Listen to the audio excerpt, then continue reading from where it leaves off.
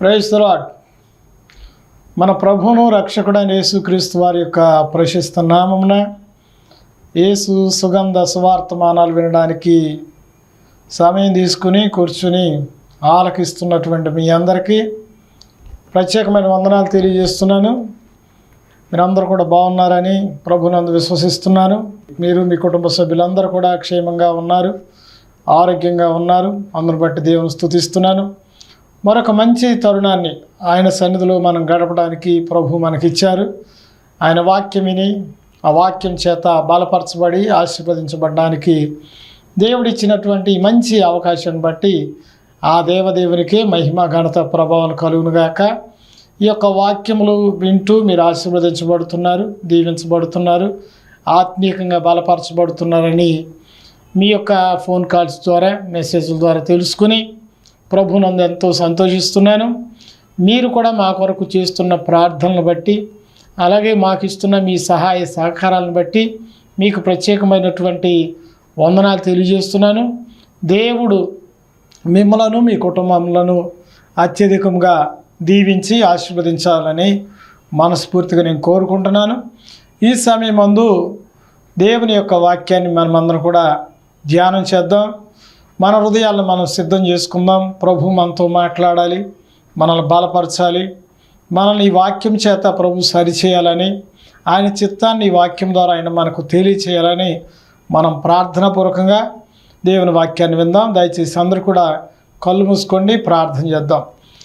సర్వశక్తి మిక్కిలి కనికరం కలిగిన మా ప్రియ పరలోకమందున తండ్రి, పరిశుద్ధులైన మా ప్రభువా, మీకు స్తోత్రాలు చెల్లిస్తున్నాను. ఈ యొక్క దినమందు మరొక సమయాన్ని మీ వాక్యం వినడానికి మాకు అవకాశాన్ని కల్పించారు. ఈ సమయం మా కొరకు అనుకూలపరిచినందుకు మీ కృతజ్ఞత వందనాలు చెల్లిస్తున్నాను ప్రభువా. దేవా, మీ మాటలు మేము వినబోతుండగా మా హృదయాలు తెరవండి. మీ మాటలు వినే చెవులు, గ్రహించే హృదయమును, అర్థం చేసుకునే జ్ఞానాన్ని మాకు అనుగ్రహించండి. మాతో సూటిగాను తేటగాను మాట్లాడి ఈ వాక్యం చేత మమ్మల్ని ఆశీర్వదించి ఆత్మీయంగా బలపరచమని యేసయ్య నామమున అడుగుచున్నాను మా పరమ తండ్రి, ఆమేన్. మంచిది. ఈ రోజున నా వాక్య సందేశం ఏంటంటే, అంశం ఏంటంటే యెరూషలేములో నుండి యెరికోకు దిగిపోయే అనుభవం అనేటువంటి విషయం గురించి మనం తెలుసుకుందాం. చూడండి, మనం లూకాసు వార్త 10వ అధ్యాయం 30వ వచనంలో యేసు ప్రభువారు ఒక ఉపమానాన్ని మనకు తెలియజేశారు. పైన ఉన్నటువంటి అంశంలో మనం గమనిస్తే దేవుణ్ణి ప్రేమించాలి, పొరుగువాడిని ప్రేమించాలి అని యేసు ప్రభు చెప్పారు. పొరుగువాడు ఎవరు అని అడిగిన ప్రశ్నకు సమాధానంగా ఆయన ఈ ఉపమానాన్ని చెప్పారు. ఆపదలో ఉన్నవాడే నీ పొరుగువాడు అని యేసు ప్రభు ఆ ఉపమానాన్ని తెలియజేశారు. ఈ ఉపమాన భాగాన్ని మనం మరొక కోణంలో ఈ రోజున ధ్యానం చేయబోతున్నాం. శ్రద్ధగా ఆలకించండి. ఇప్పుడు మనం చూస్తే ఈ యొక్క వ్యక్తి లూకాసు వార్త 10వ అధ్యాయం 30వ వచనంలో ఒక మనుష్యుడు యెరూషలేము నుండి యెరికోకు వెళుతున్నాడంట. వెళుతున్న మార్గంలో దొంగల చేతిలో చిక్కబడ్డాడు. అతను దొంగలు అతని దగ్గర ఉన్నవన్నీ కూడా దోచుకున్నారు. అలాగే అతన్ని కొట్టారు. చనిపోయేంత వరకు, అంటే మరణ పడకల మీదకి వచ్చేంతగా చావు దెబ్బలు కొట్టారు. అలాంటి పరిస్థితి అతనికి వచ్చింది. అక్కడ పడిపోయి గాయాలతోనూ దెబ్బలు తిని చాలా భయంకరమైన పరిస్థితుల్లో అతను అల్లకల్లోలంగా ఉన్నాడు. అలాంటి పరిస్థితుల్లో ఒక ఇద్దరు ముగ్గురు వచ్చారు, చూశారు. ఇతడు మనోడు కాదులే, మనకు చెందినవాడు కాదులే అని వెళ్ళిపోయారు. వాళ్ళు వెళ్ళిపోయిన తర్వాత ఆఖరికి మంచి సమరయుడు అనేటువంటి వ్యక్తి రావడం మనం చూస్తూ ఉన్నాం. మంచి సమరయుడు వచ్చాడు. ఇక్కడ దెబ్బలతో కొట్టబడినటువంటి వాడు సమరయుడు కాదు.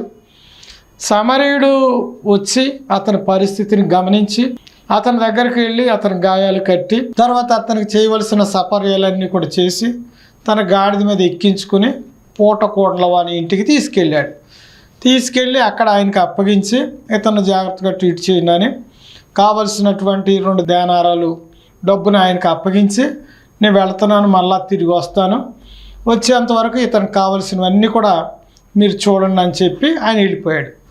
సో ఇక్కడ ఈ యొక్క ఉపమానాన్ని మనం గమనిస్తూ ఉన్నాం. సో ఎవరు పొరుగువారంటే ఆపదలో ఉన్నవారు, కష్టంలో ఉన్నవారు, మరణాపాయ స్థితిలో ఉన్నవారు, లేకపోతే వస్త్రం లేనివారు, ఆహారం లేనివారు, ఆపదలో ఉన్న ప్రతి వాళ్ళు కూడా మనకు పొరుగువారే అన్న విషయాన్ని యేసు ప్రభువారు ఇక్కడ మనకు తెలియజేస్తూ, ఈ విధంగా మీరు కూడా ఆపదలో ఉన్నవారిని ఆదుకోండి, కష్టాల్లో ఉన్నవారికి సహాయం చేయండి అని చెప్తా ఈ ఉపమానాన్ని తెలియజేశారు. దీనిలో ఒక అంశాన్ని మనం గమనించబోతున్నాం ఈ రోజున. యెరూషలేములో నుండి యెరికోకు అతను దిగి వెళుతున్న పరిస్థితిని మనం గమనిస్తే, యెరూషలేములో నుండి అతను దిగి రావడమే అతడు చేసినటువంటి పాపం. యెరూషలేములో ఉన్నంత సేఫ్ అండ్ సెక్యూరిటీ మరి ఎక్కడా లేదు. యెరూషలేము అంటే అది గొప్ప ఉన్నతమైన పట్టణం, దాని గురించి మనం తెలుసుకుందాం. యెరికో అంటే అది శపించబడినటువంటి పట్టణం. యెరూషలేము ఎత్తైన స్థలము, యెరికో దిగువన ఉండేటువంటి స్థలం. యెరూషలేము ఆశీర్వదించబడిన స్థలం, యెరికో శపించబడినటువంటి స్థలం. మరి ఈ వ్యక్తి ఇక్కడ మనం గమనిస్తే యెరూషలేములో ఉన్నంత వరకు అంత బాగానే ఉంది. యెరికోకి రావడం వల్ల, అంటే యెరూషలేముని విడిచి బయటకు రావడం వల్ల ఇతను నష్టపోయాడు, కష్టాల పాలయ్యాడు, దెబ్బలు తిన్నాడు, దోచుకోబడ్డాడు, అవమానపరచబడ్డాడు. ఇలాంటి పరిస్థితి అంతా కూడా అతనికి రావడానికి గల కారణం ఏంటంటే, ఇతడు యెరూషలేమును విడిచిపెట్టడమే ఇతడు చేసినటువంటి తప్పు. ఇక్కడ గమనిద్దాం, చూడండి. యెరూషలేము అంటే ఏమిటంటే, యెరూషలేము అనేటువంటిది దేవుని పట్టణం అంటాడు. కీర్తనలో 46వ కీర్తన 4వ వచనం, దేవుడు పట్టణం. యెరూషలేము దేవుని పట్టణం, అంటే దేవుడు ఆ పట్టణంలో ఉంటాడు. ఆ పట్టణాన్ని ఏలేవాడు దేవుడు, ఆ పట్టణానికి రాజు దేవుడు. ఆయన యొక్క రూలింగ్లో, ఆయన పరిపాలనలో ఉంటారు యెరూషలేములో ఉన్నటువంటి వారు. అలాంటి దేవుని యొక్క పట్టణమును విడిచిపెట్టి యెరికో పట్టణానికి వెళ్ళడం అనేటువంటిది ఇతడు చేసినటువంటి తప్పుగా మనం గమనిస్తూ ఉన్నాం. యెరూషలేము అంటే అది పరిశుద్ధ పట్టణం. పరిశుద్ధ పట్టణాన్ని విడిచిపెట్టి అపవిత్రమైనటువంటి పట్టణానికి వెళ్తున్నాడు ఇతను. దొంగల చేతిలో చిక్కబడడానికి కూడా తెలుసుకుందాం. యెరూషలేములో దొంగలు లేరు, కానీ మార్గ మధ్యలోనే దొంగలు ఉన్నారు. ఇక్కడ యెరూషలేములో ఉన్నంత వరకు ఇతను కొట్టిన వాళ్ళు లేరు, తిట్టిన వాళ్ళు లేరు, అవమానపరిచిన వాళ్ళు లేరు, ఇతను తక్కువ చూపు చూసిన వాళ్ళు లేరు, ఇతను గాయపరిచిన వాళ్ళు లేరు, ఇతని దగ్గర దోచుకున్నది కూడా లేదు. యెరూషలేముని ఎప్పుడైతే తను విడిచిపెట్టాడో అప్పుడే తన ఆపదలో పడ్డాడండి. ఇప్పుడు మనం గమనిస్తాం, చూడండి. యెరూషలేము అంటే దేవుని యొక్క పట్టణమని, యెరూషలేము అంటే పరిశుద్ధ పట్టణమని, అలాగే కీర్తనలో 125వ కీర్తన 2వ వచనంలో సురక్షితమైన పట్టణం అని రాయబడింది. అంటే యెరూషలేము సురక్షితమైనటువంటి పట్టణం, అంటే అక్కడ సంరక్షణ ఉంటుంది. ఎవరు ఆ పట్టణంలోనికి అడుగు పెట్టరు, శత్రువులు అడుగు పెట్టరు. నిన్ను కొట్టేవాళ్ళు కానీ, నిన్ను గాయపరిచేవాళ్ళు కానీ లోపలికి రారు, నీ శత్రువులు లోపలికి రారు. సురక్షితమైన పట్టణం, సెక్యూరిటీ ఉన్నటువంటి పట్టణంలో నుండి విడిచిపెట్టి ఇన్సెక్యూరిటీగా ఉన్నటువంటి ఆ యెరికోలోనికి అతడు దిగిపోవడం ఇక్కడ మనం గమనిస్తూ ఉన్నాం. అలాగే ఈ పట్టణం గురించి, ఇది మహారాజు పట్టణం అంటాడు కీర్తనలు 43వ కీర్తన 2వ వచనం. అలాగే యెరూషలేము యొక్క మొదటి పేరు ఏంటంటే, యెరూషలేముకు ఉన్నటువంటి ప్రథమ పేరు ఆదికాండం 14:18 వచనంలో షాలేము నగరం, షాలేము పట్టణం అంటే సమాధానపురం. యెరూషలేములో ఏముందంటే సమాధానం కూడా ఉందండి, సమాధానం ఉంది. యెరూషలేము అనేటువంటిది చాలా ఉన్నతమైనటువంటి పట్టణం. అది మహారాజు పట్టణము, అది పరిశుద్ధ పట్టణము, అది సురక్షితమైన పట్టణము. తర్వాత 122వ కీర్తన 6వ వచనంలో మనం గమనిస్తే యెరూషలేము వర్ధిల్లే పట్టణముగా మనం చూస్తున్నాం. యెరూషలేములో ఉన్నటువంటి వారు వర్ధిల్లుతారు. అంటే ఉన్నవన్నీ పోగొట్టుకోవడానికి, సంపాదించుకున్నవన్నీ పోగొట్టుకోవడానికి బయటకు వచ్చినట్టుంది ఇతను. లోపల ఉన్నంత వరకు వర్ధిల్లాడు, లోపల ఉన్నంత వరకు సంపాదించుకున్నాడు, లోపల ఉన్నంత వరకు బాగానే ఉన్నాడు. ఏదైతే పొందుకున్నాడో, ఏదైతే సంపాదించుకున్నాడో బయటకు రావడంలోనే ఈ దొంగలు చేతిలో చిక్కబడ్డాడు, దోచుకోబడ్డాడు. ఇక్కడ మనం గమనిస్తున్న ఈరోజు నేను చెప్పాలనుకున్నటువంటి అంశం ఏంటంటే, యెరూషలేము అంటే దేవుని సంఘం, దేవుడుండే పట్టణం, దేవుడు ప్రేమిస్తున్న పట్టణం. ప్రభువైన యేసుక్రీస్తు వారు ఈ సంఘ స్థాపన కొరకు ఆయన రక్తమును కార్చారు, ఆయన ప్రాణాన్ని పెట్టారు, ఆయన సమస్తాన్ని త్యాగం చేశారు. ఎవరైతే సంఘములో ఉంటారో ఈ సంఘమును దేవుడు ప్రేమిస్తున్నాడు. ఒక విషయం మనం గమనిద్దాం, చూడండి. ప్రకటన గ్రంథంలో అంటాడు, ఆయన సంఘముల మధ్యలో సంచారం చేసేవాడు, దేవుడు ఉండేటువంటిది ఎక్కడ ఉంటాడు దేవుడు అంటే, ఎవరైనా యేసుప్రభు దగ్గరికి వెళ్ళి ఇంటర్వ్యూ చేసి యేసయ్య నీకు ఇష్టమైన ప్లేస్ ఏదంటే పలానా బీచ్ పలానా పార్క్ అని చెప్పడు. ఆయన ఏం చెప్తాడు తెలుసా? నాకు ఇష్టమైన స్థలము నేను కోరుకున్నా, నేను కొనుక్కున్నా, నేను సంపాదించుకున్న నా సంఘమే నాకు ఇష్టమైన స్థలం అని యేసుప్రభు వారు చెప్తారు. యేసుప్రభుకి బాగా ఇష్టమైన ప్లేసు సంఘం. ఎందుకంటే ఆ సంఘాన్ని ఆయన కొన్నాడు, ఆ సంఘాన్ని ఆయన కన్నాడు, ఆయన రక్తంనిచ్చి సంపాదించుకున్నాడు. సో దాన్ని ఎంతో ప్రేమిస్తున్నాడు. సంఘాన్ని ఎంతగా ప్రేమిస్తున్నాడంటే ప్రభు అయిన యేసుక్రీస్తు తన ప్రాణము కంటే, తన రక్తము కంటే, తన శరీరము కంటే ఆయన సంఘమును అధికంగా ప్రేమిస్తున్నాడు. అందుకని ఆ సంఘములో ఉన్నటువంటి వారిని ఆయన కాపాడతాడు, సంఘంలో ఉన్న వారిని ఆయన ప్రేమిస్తాడు. ఆయన సంఘాన్ని విడిచిపెడితే, ఆయన సంఘంలో ఉన్నంత వరకు మన స్థితి బాగానే ఉంటుంది, మన పరిస్థితి బాగానే ఉంటుంది. చూడండి, యేసుప్రభు వారు సంఘాన్ని ప్రేమించి ఆ సంఘం కొరకు సమస్తాన్ని త్యాగం చేశాడు. యేసుప్రభు వారు కూడా ఈ యెరూషలేములోనికి వెళ్ళారు. యెరూషలేములో ఆయన బోధ చేశారు. యెరూషలేములోనే ఆయన చంపబడ్డాడు. యెరూషలేము దగ్గరే సిలువ వేయబడ్డాడు. యెరూషలేములో ఆయన సువార్తను ప్రకటించారు. యెరూషలేములో అద్భుతాలు యేసుప్రభు వారు జరిగించారు. ఇక్కడ మనం గమనిస్తే యెరూషలేములో యేసుప్రభు సువార్త ప్రకటించినట్లుగా లోకాసువార్త 24వ అధ్యాయము 47వ వచనంలో గమనించగలుగుతాం. అలాగే యేసుప్రభు వారు యెరూషలేములో అద్భుతాలు జరిగించినట్లుగా యోహాను సువార్త 4వ అధ్యాయము 45వ వచనంలో మనం గమనించగలుగుతాం. యేసుప్రభు వారు యెరూషలేములోనే సిలువ వేయబడ్డాడు. అలాగే సంఘము కూడా యెరూషలేములోనే స్థాపించబడింది. ఇక్కడ మనం గమనిస్తే అపోస్తల కార్యముల గ్రంథము 2వ అధ్యాయం 1 నుండి 47 వచనాల వరకు మనం గమనిస్తే క్రీస్తు యొక్క సంఘం, యేసు క్రీస్తు యొక్క సంఘము ఈ రోజు వరకు సార్వత్రిక సంఘంగా ప్రపంచవ్యాప్తంగా వర్ధిల్లి ప్రపంచవ్యాప్తంగా విస్తరించబడినటువంటి ఆ యొక్క క్రీస్తు సంఘం ఎక్కడ ప్రారంభించబడిందంటే యెరూషలేములోనే ప్రారంభించబడింది. యెరూషలేములోనే సంఘము ప్రారంభించబడింది. ఆయన శిష్యులైనటువంటి ఆ అపోస్తలులందరూ కూడా యెరూషలేములో నుండి పంపబడ్డారు. వాళ్ళు అక్కడే అనేక మంది క్రైస్తవులు హింస పొందింది కూడా అక్కడ. అపోస్తల కార్యముల గ్రంథం 4వ అధ్యాయం 1 నుండి 30 వచనాలు మనం గమనిస్తే యేసుప్రభు యొక్క శిష్యులు అపోస్తలులందరూ కూడా అక్కడ సువార్త ప్రకటించారు. సువార్త నిమిత్తం గాయపరచబడ్డారు, కొట్టబడ్డారు, కొంతమంది చంపబడ్డారు. ఎక్కడంటే ఇక్కడ మనం గమనిస్తున్నాం యెరూషలేమునకు అంత పేరు ఉంది, యెరూషలేముకు అంత ప్రాముఖ్యత ప్రాధాన్యత ఉంది. అంత సమాధానం ఉండేది యెరూషలేములోనే, సురక్షితమైనది యెరూషలేమే, వర్ధిల్లింపజేసేది యెరూషలేమే, నమ్మకమైన పట్టణం యెరూషలేమే, మహారాజు పట్టణం యెరూషలేమే. అలాగే యెరూషలేములోనే యేసుప్రభు సువార్త ప్రకటించాడు. యెరూషలేము కొరకు యేసుప్రభు వారు ప్రార్థన చేశారు. యెరూషలేములోనే యేసుప్రభు అద్భుతాలు జరిగించారు. యెరూషలేము పట్టణంలోనే యేసుప్రభు ఆయన శిలువ శిక్ష వేయబడ్డాడు. శిలువను మోసింది యెరూషలేములోనే యేసుప్రభు వారు. యేసుప్రభు యెరూషలేములోనే చనిపోయాడు. సంఘం స్థాపన కూడా యెరూషలేములోనే జరిగింది. సో ఇంత అద్భుతమైనటువంటి పట్టణము యెరూషలేము. ఇలాంటి పట్టణము, దీని గురించి మనం ఆత్మీయంగా చూసుకుంటే యెరూషలేము అనేటువంటిది సంఘమునకు సాదృశ్యంగా కనబడుతుంది. ఈ సంఘములో యేసుప్రభు వాక్యం ప్రకటించబడుతుంది. ఈ సంఘంలో యేసుప్రభు వారికి ప్రార్థనలు చేయబడుతున్నాయి. ఈ సంఘంలో నువ్వు ఏ సంఘంలో ఉంటే ఆ సంఘంలోనే యేసుప్రభు వారు అద్భుతాలు జరిగిస్తున్నారు, స్వస్థతలు జరిగిస్తున్నారు, మహత్కార్యాలు జరిగిస్తున్నారు, రోగులను స్వస్థపరుస్తున్నారు. ఈ సంఘంలోనే యేసుప్రభు వారు ఈ సంఘమును అధికంగా ప్రేమిస్తూ ఉన్నాడు. ఈ సంఘంలో చేర్చబడిన ప్రియ సోదరి సోదరులారా, మీరు సంఘంలో ఎంత నమ్మకంగా జీవించగలుగుతున్నారు? మీ కొరకు ప్రార్థించి, మీ కొరకు దివారాత్రుల్లో ఉపవాసాలుండి కన్నీళ్లు విడిచి, మీ కొరకు, మీ బిడ్డల క్షేమం కొరకు, మీ ఆరోగ్యాల కొరకు, మీ ఆశీర్వాదం కొరకు, మీ ఆత్మీయ ఎదుగుదల కొరకు సంఘంలో ఉన్నటువంటి సంఘాన్ని కాయుచున్న మీ కాపరి మీ కొరకు ఎంత ప్రయాసపడుతున్నారో అర్థం చేసుకోండి. చిన్న మాట తేడా వస్తే సంఘాలు మారిపోతున్నారు.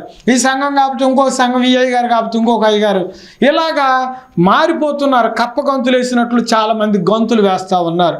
నువ్వు ఎక్కడ చెక్కబడ్డావో అక్కడే నువ్వు ఎదగాలని దేవుని వాక్యం తెలియజేస్తూ ఉంది. దాన్ని మర్చిపోకూడదు. మీ యొక్క నాయకుడు మీ కొరకు ఎంతో ప్రయాసపడ్డాడు, ప్రభు దగ్గర మొరపెట్టారు. మీరు ఆత్మీయంగా రక్షణ పొందాలని, ఆర్థికంగా వర్ధిల్లాలని, శారీరకంగా ఆరోగ్యంగా ఉండాలని, మీ కుటుంబం క్షేమంగా ఉండాలని, మీ కుటుంబ క్షేమం కొరకు మీ క్షేమం ఆశించే వ్యక్తి భూమి మీద ఎవరైనా ఉన్నారంటే అది దేవుడి తర్వాత మీ సంఘ కాపరి. మీ కాపరి మిమ్మల్ని ఎంతో ప్రేమిస్తాడు. ఎవరైనా తప్పిపోతే, ఎవరన్నా మందిరం రావడం మానేస్తే ఎంతో కలత చెందుతారు, ఆందోళన చెందుతారు. అలాంటిది కొన్ని సందర్భాల్లో ప్రియ దేవుని బిడ్డలారా అనేక మంది రోజులు మనం గమనిస్తూ ఉన్నాం. స్థిరత్వం ఉండట్లేదు, సంఘంలో స్థిరంగా నిలబడలేకపోతున్నారు, గొంతులు వేస్తున్నారు. ఈ సంఘం కాకపోతే ఆ సంఘం, ఈ పాస్టర్ కాకపోతే ఇంకో పాస్టర్, ఎక్కడ పడితే అక్కడికి వెళ్ళిపోతున్నారు. ఎవరైనా కొత్త వాళ్ళు వచ్చి మందిరాలు స్టార్ట్ చేస్తే, సంఘాలు స్టార్ట్ చేస్తే అక్కడికి వెళ్ళి చూసి రావడానికి వెళ్తున్నారు. ఆ పద్ధతి మంచిది కాదు. మీ కొరకు ప్రార్థన చేస్తున్నాడు మీ కాపరి, మీ కొరకు ఆయన అంగలారుస్తున్నాడు ప్రభు సన్నిధిలో. మీ వద్దకు వచ్చి మిమ్మల్ని రక్షణలో నడిపించింది మీ కాపరి, మీకు స్వార్థ ప్రకటించింది ఆయన, మీ ఆత్మ రక్షణ కొరకు ప్రభు దగ్గర కన్నీళ్లు విడిచింది మీ కాపరి. ఏ సంఘాన్ని ఆయన కాస్తున్నాడు ఆ సంఘంలో రక్షించబడినటువంటి ప్రతి విశ్వాసి కూడా ప్రియ దేవుని బిడ్డ సంఘాన్ని విడిచిపెట్టబాకండి. కొన్నిసార్లు సమస్యలు రావడం సహజం, ఏమంటే మాట పసుకపోవడం సహజం, కొన్ని పొరపాట్లు జరుగుతూ ఉంటాయి. అయినంత మాత్రాన మనం సంఘాలు మారకూడదు, సంఘాన్ని విడిచిపెట్టకూడదు, యెరూషలేములో నుండి బయటకు వెళ్ళకూడదు. ఒకటి చెప్తున్నాను, సంఘంలో నుండి మనము బయటకు వెళ్ళినట్లయితే బయట శత్రువు ఉన్నాడు. మీరు బయటకు ఎప్పుడు వస్తారా అని ఎదురు చూస్తూ ఉన్నాడు శత్రువు ఎప్పుడు కూడా. ఇక్కడ యోహాను సువార్త 10వ అధ్యాయం మనం 10వ వచనం మనం గమనిస్తే, దొంగ దోచుకొనడానికి, హత్య చేయడానికి, నాశనం చేయడానికి వస్తాడు. బయట ఉన్న దొంగ అలాంటి వాడు. హత్య చేస్తాడు, నాశనం చేస్తాడు, దోచుకుంటాడు, నీ యొద్ద ఉన్నవన్నీ దోచుకుంటాడు. నువ్వు సంఘంలో ఉండి ఏమైతే నువ్వు పొందుకున్నావో, ఏ ఆత్మ సంబంధమైనటువంటి ఆశీర్వాదాలు నువ్వు పొందుకున్నావో, ఆత్మ సంబంధమైన వరములను పొందుకున్నావో, ఆత్మ సంబంధమైన ఫలములను ఫలించావో, అలాగే నీ యొక్క ఫిజికల్గా నీకు ఏ విధమైనటువంటి ఆశీర్వాదాలు దేవుడు నీకు అనుగ్రహించాడు అవన్నీ కొలాప్స్ చేయడానికి బయట అపవాది ఎదురు చూస్తున్నాడు. నీ శత్రువు కాసుకుని ఉన్నాడు. వీడు దేవుడిని వదిలిపెట్టి ఎప్పుడు బయటకు వస్తాడా, సంఘాన్ని ఎప్పుడు వదిలిపెట్టి బయటకు వస్తాడా, వీడేదో ఒక విధంగా పతనం చేయాలి, వీళ్ళ కుటుంబాన్ని సర్వనాశనం చేయాలి, వీళ్ళ ఇంట్లో ఉన్నటువంటి సమాధానం తీసివేయాలి, ఈ ఒంట్లో ఉన్న ఆరోగ్యాన్ని తీసివేయాలి, గాయపరచాలి, బాధ పెట్టాలని అపవాది ఎప్పటికప్పుడు కాచుకుని కూర్చున్నాడు. ప్రియ సహోదరి సహోదరులారా, సంఘాన్ని నిర్లక్ష్యం చేస్తున్నామేమో, సంఘంలో నుండి బయటకు వెళ్ళిపోవడానికి ప్రయత్నం చేస్తున్నామేమో. ఒకవేళ వెళ్ళిపోయి సంఘాన్ని మానేసి పాస్టర్ గారి మీద అలిగి, తోటి విశ్వాసుల మీద అలిగి, లేకపోతే సంఘ పెద్దల మీద అలిగి, సంఘాన్ని మానేసి, క్రమాలు మానేసి, ప్రార్థనలు మానేసి, ఇవన్నీ మానేసి నువ్వు వేరే చోటకి విజిటింగ్ గెస్ట్ లాగా వేరే వేరే సంఘాలకి నువ్వు జంపులు చేస్తున్నావు. ఈ ఆదివారం ఒక సంఘం, ఈ ఆదివారం సంఘం వెళ్తున్నామేమో, అది కరెక్ట్ పద్ధతి కాదు. అలా వెళ్ళడం నీకు ఆశీర్వాదం కాదు. అలా వెళ్ళడం వల్ల నువ్వు నష్టపోతావు. చూడండి, ఒక మొక్క ఉందనుకోండి, మన మొక్క ఒక చోట నాటినప్పుడు అక్కడ నీరు పోస్తాం, అది పెరుగుతూ ఉన్నప్పుడు మళ్ళీ పీక్ ఇంకో చోట నాటి, అక్కడ కాకుండా ఇంకో చోట నాటుతూ ఉంటే అక్కడ పీక్ ఇక్కడ పీక్ అక్కడ పెడతా ఉన్నాం అనుకోండి, అది బ్రతుకుతుందా, అది ఎదుగుతుందా, అది ఫలిస్తుందా? ఫలించదు, ఎదగదు, బ్రతకదు. అలాగే ప్రియ సోదరి సోదరులారా, మీరు కూడా ఎక్కడైతే మీరు పుట్టారో ఆత్మీయంగా, ఎక్కడైతే రక్షించబడ్డారో, ఎక్కడైతే ఆత్మీయ జీవితాన్ని మీరు ప్రారంభించారో అక్కడి నుండే మీ యొక్క ప్రయాణాన్ని ప్రభువులో కొనసాగించే వారిగా మీరు ఉండాలి. బయటకు వస్తే నష్టం ఉంది, బయటకు వస్తే దొంగ ఉన్నాడు, బయటకు వస్తే శత్రువు ఉన్నాడు, ఆపద ఉంది, మరణం ఉంది, శాపం ఉంది. ఆశీర్వాదకరమైన పట్టణాన్ని వదిలిపెట్టి శాపగ్రస్తమైనటువంటి లోకంలో జంపులు ఎందుకు చేస్తారండి? దేవుడు ఆ పట్టణంలో ఉన్నాడు, ఆ పట్టణంలో ఉన్నాడు, ఆయనే ఆ పట్టణానికి రాజు అయి ఉన్నాడు. ఆయన నాయకత్వంలో ఉండకుండా అపవాది నాయకత్వంలోకి వెళ్తారా? ఆలోచన చేయండి. ఎంతోమంది రోజున దేవుని సంఘాలు విడిచిపెట్టి, మాకు పాస్టర్ గారు పడతలేదండి, పాస్టర్ గారు ఇలా వాక్యం ద్వారా మమ్మల్ని ఖండించాడండి, అందుకే వెళ్ళబుద్ధి కావట్లేదండి అని, వెళ్ళబుద్ధి కావట్లేదని ఇంట్లో కూర్చోవడమో, ఇంకొక సంఘాలకు వెళ్ళడమో, ఆత్మీయంగా మిమ్మల్ని కని పెంచి పోషించి ఇప్పటివరకు మీ యొక్క మంచిని కోరినటువంటి వ్యక్తిని విడిచిపెట్టి ఎక్కడికి వెళ్తారండి? వెళ్ళడం వల్ల నష్టపోయేది మీరే. వెళ్ళి దొంగల చేతిలో చిక్కబడ్డాడు ఈ వ్యక్తి. ఇక్కడ కాదు, అక్కడ మంచిది ఏమైనా ఉందేమో అనుకుంటున్నాడు. మంచి వేరే బయట ఎక్కడ లేదండి. క్షేమం దొరికేది సంఘములోనే, ఆత్మీయత దొరికేది సంఘములోనే, ఆనందం దొరికేది సంఘములోనే. నువ్వు వర్ధిల్లాలన్నా, బయటకు వెళ్ళి వర్ధిల్లలేమండి. ఇక్కడ అంటాడు కదా, వర్ధిల్లే పట్టణం, కీర్తనలో 122:6 అంటాడు, వర్ధిల్లే పట్టణంగా ఇది మనం చూస్తా ఉన్నాం. సంఘంలో ఉన్నవారు ఆత్మీయంగా వర్ధిల్లుతారు, శారీరకంగా వర్ధిల్లుతారు, ఆర్థికంగా వర్ధిల్లుతారు. సంఘాన్ని విడిచిపెడితే అన్నీ పోగొట్టుకుంటారండి. మీ ఆశీర్వాదాలు ఒక్కొక్కటి చాలా విడుచుకుంటారు, జాగ్రత్త. కొంతమంది ఆశీర్వదించబడేదాకా సంఘాన్ని వదిలిపెట్టరు. ఆశీర్వాదాలు వచ్చిన తర్వాత ఇక ఆశీర్వాదాలు వెనకాల పరిగెడతారు, కానీ దేవుని వెనకాల పరిగెట్టడం మానేస్తారు. సంఘాన్ని నిర్లక్ష్యం చేస్తారు. దేవుని సన్నిధిని నిర్లక్ష్యం చేసే వాళ్ళు చాలామంది ఈ రోజున లేకపోలేదు. అలా ఎవరు కూడా దయచేసి వాక్యం వింటున్నటువంటి మీలో అలాంటి స్వభావం కానీ అలాంటి ఆలోచన ఉంటే దాన్ని విరమించుకోండి. ప్రభు సన్నిధిలో స్థిరపడండి, ప్రభు సన్నిధిలో బలపడండి. ఎందుకంటే సంఘం ఎలాంటిదంటే పరిశుద్ధమైన పట్టణం. తన సంఘమును పరిశుద్ధపరచుకోవడానికి యేసుక్రీస్తు తాను అప్పగించుకున్నాడు. తన స్వరక్తం ఇచ్చి సంపాదించాడు. తన వాక్యం చేత, ఉదక స్థానం చేత దాన్ని పరిశుద్ధపరిచి పవిత్రపరిచాడు. నిన్ను అలా ఆయన రక్తంలో కడుక్కున్నాడండి.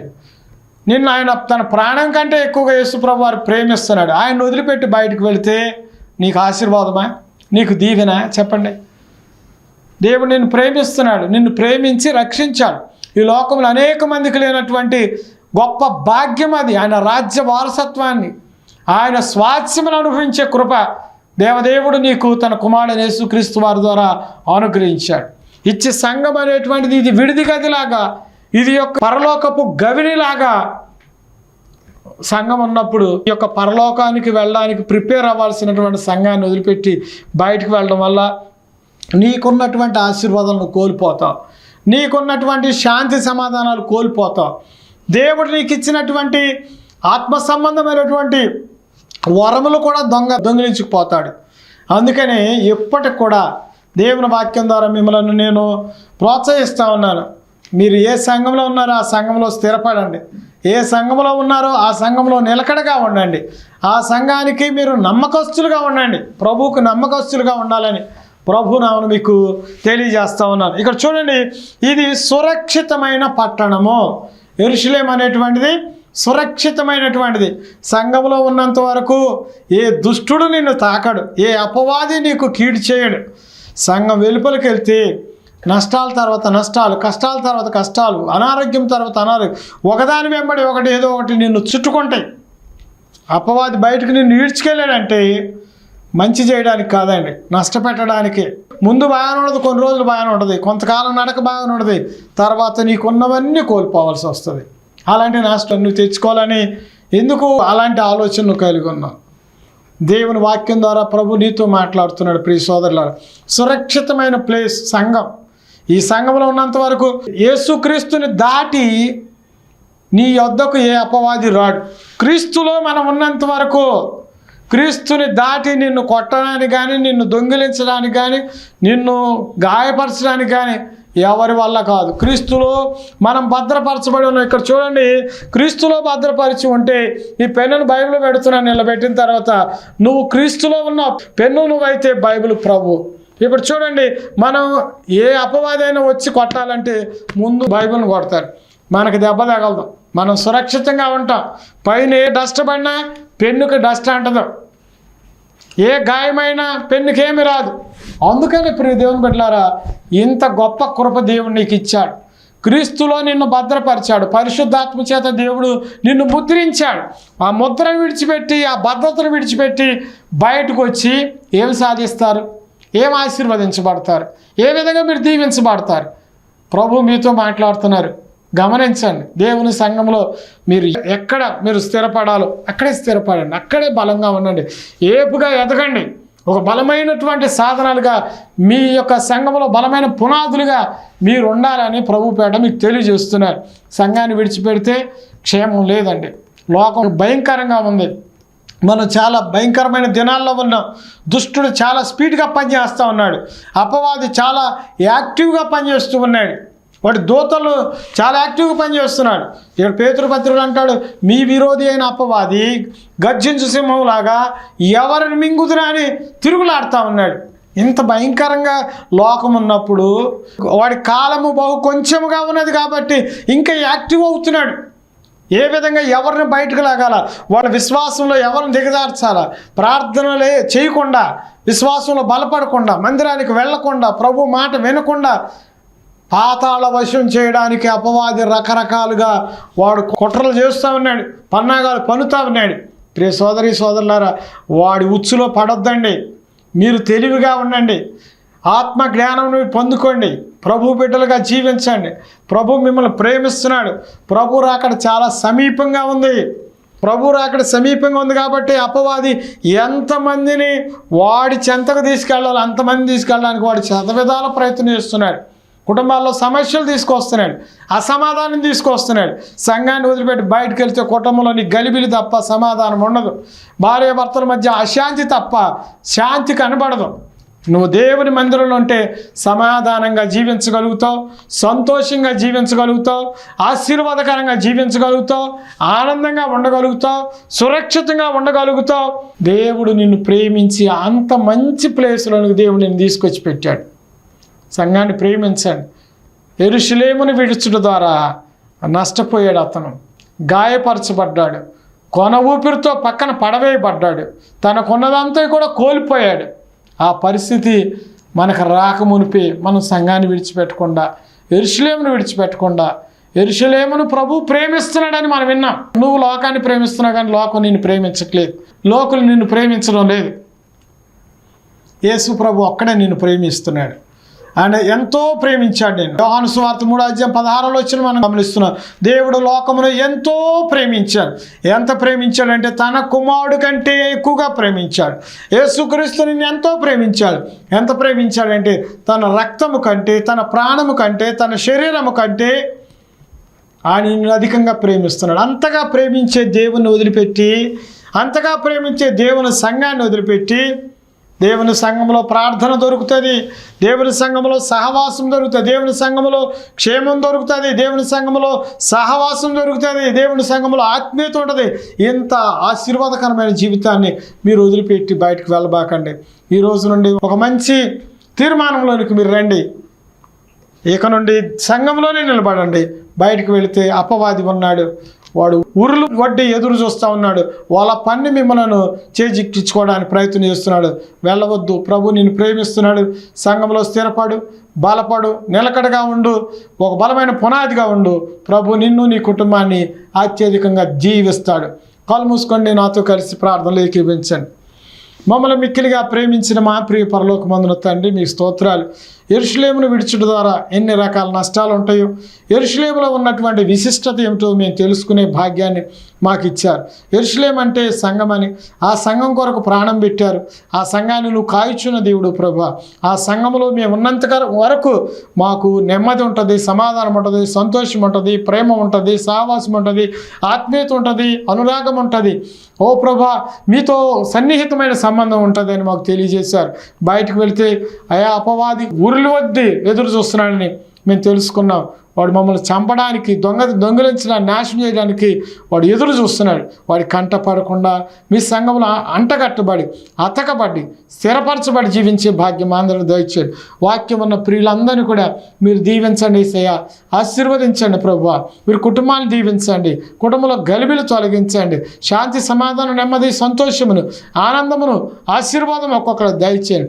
ఎవరు బలహీనంగా ఉన్నారో వాళ్ళని స్వస్థపరచండి, సంపూర్ణమైన ఆరోగ్యాలు అనుగ్రహించండి. చదువుకునే పిల్లలకు జ్ఞానం దయచేయండి. ఈ బిడ్డలు చేస్తున్న పనుల్లో, ప్రయాణాల్లో ప్రతి విషయంలో మీరే సహాయం చేయండి, నడిపించి బలపరచండి. యేసయ్య నామమున అడుగుచున్నాను మా పరమ తండ్రి, ఆమేన్. ఇప్పటివరకు వాక్యం విన్న మీ అందరికీ ప్రత్యేకమైన వందనాలు తెలియజేస్తున్నాను. దేవుడు మిమ్మల్ని దీవించును గాక. మీరు ఇప్పటివరకు ఇచ్చిన ప్రోత్సాహాన్ని బట్టి ప్రభువును స్తుతిస్తున్నాను.